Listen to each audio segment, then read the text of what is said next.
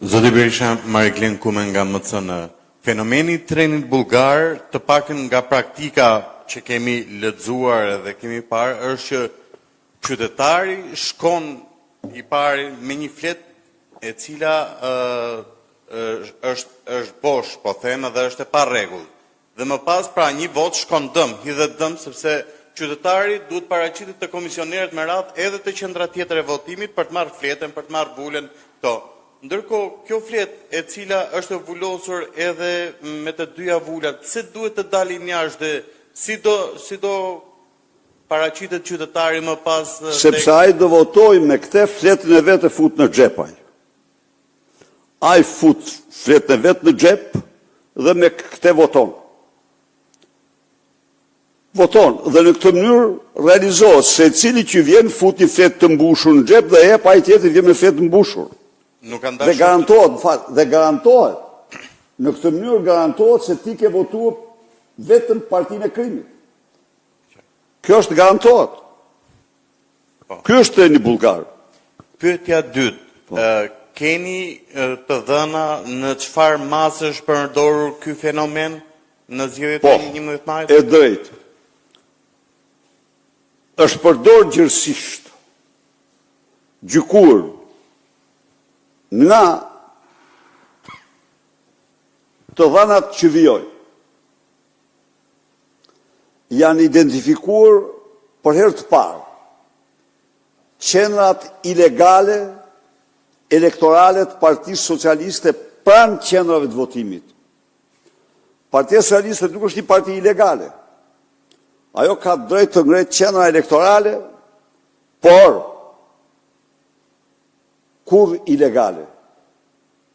Me të gjithë dekorin e miratur, ligjor, me të gjitha rregullat. Partia Socialiste ka ngritur një mori të pafund qendra për rreth qendrave të votimit, ku janë kap në flagrancë, siç e ke parë ti.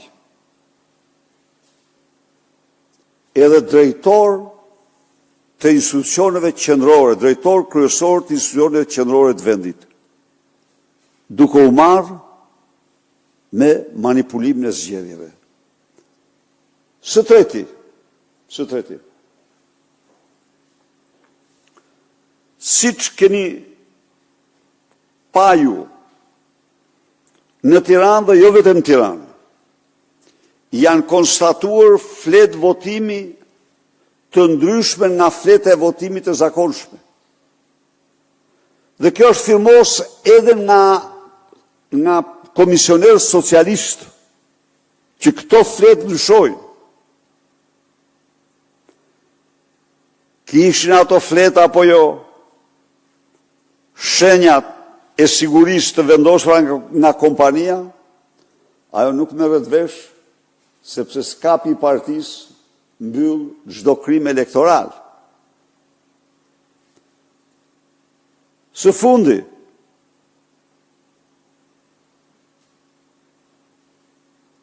ne kemi patur informacion të saktë se në një qendër elektorale të Partisë Socialiste janë dorëzuar topa të mëdhej me vota. Dhe se ajo qendër, pikërisht ajo qendër, 3 ditë para këtij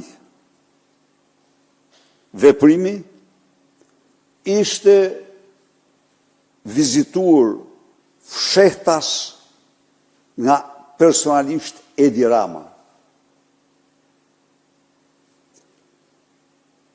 Dishmitar të cilët fakturën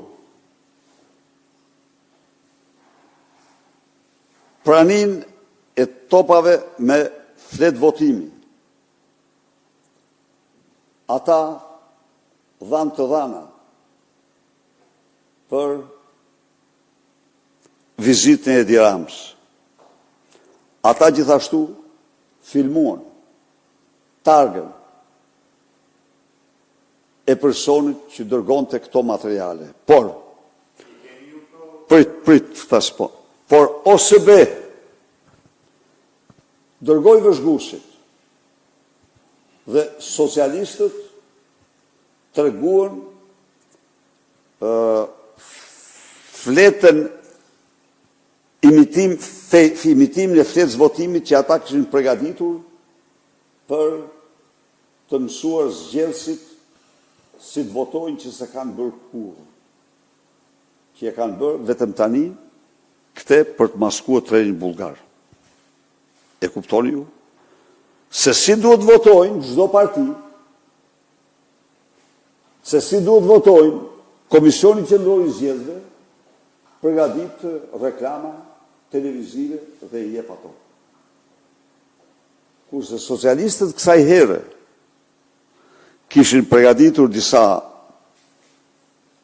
fletë votimit të tyre që ishin në gjërësi sa gjysmë fletëve votimit, por që në fakt fshihnin, maskonin manevrën e tyre.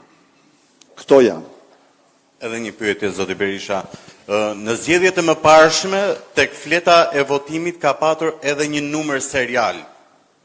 Numër i cili është hequr me kërkesë të Partisë Demokratike për shkak se me argumentin se identifikoi votuesi.